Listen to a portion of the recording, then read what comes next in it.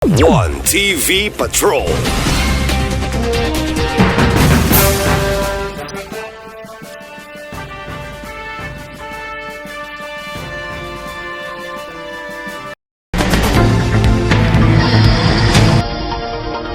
Gitawag na blessing in disguise ang pagdeklarang one-way sa Feliciano Street Extension o dalan nga dagikan sa Misamis University o mulusot sa Santo Niño Shell Gasoline Station. Nagkanayon si Barangay Aguada Kapitan Leo Hopper Pigalan nga napili ang Barangay Hall sa Aguada nga usa sa mga dapit sa sintong bahin ng syudad nga pahimutangan og sub-fire station gumikan kay strategic location kini kung adunay respondihan nga mga sunog apan gumikan sa kabugat sa trapiko. Hinungdan nga alanganin ang mga personnel sa Bureau of Fire Protection Osamis nga diha ibutang.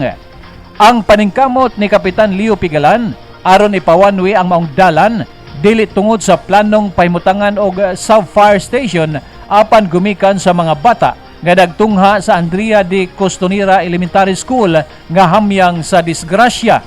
Medyo apikig hapon bisan na one way na ang maong dalan apan bastante na kini aron makalusot og dali ang fire truck panahon sa pagresponde uban ang posibleng tabang sa barangay.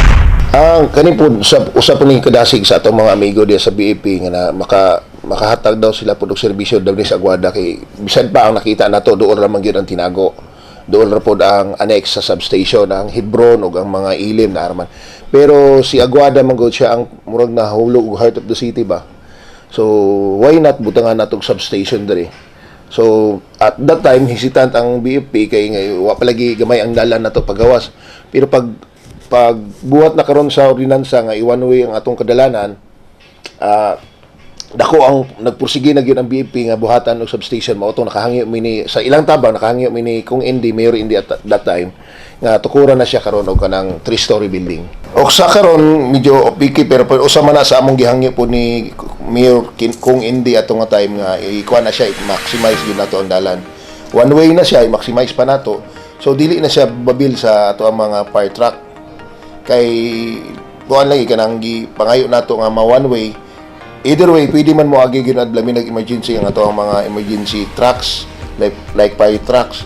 Pwede man babagan ito pero dili unta amot masunugan ta pero kabalo ta nga naanay makarespondi duol diri sa Aguada.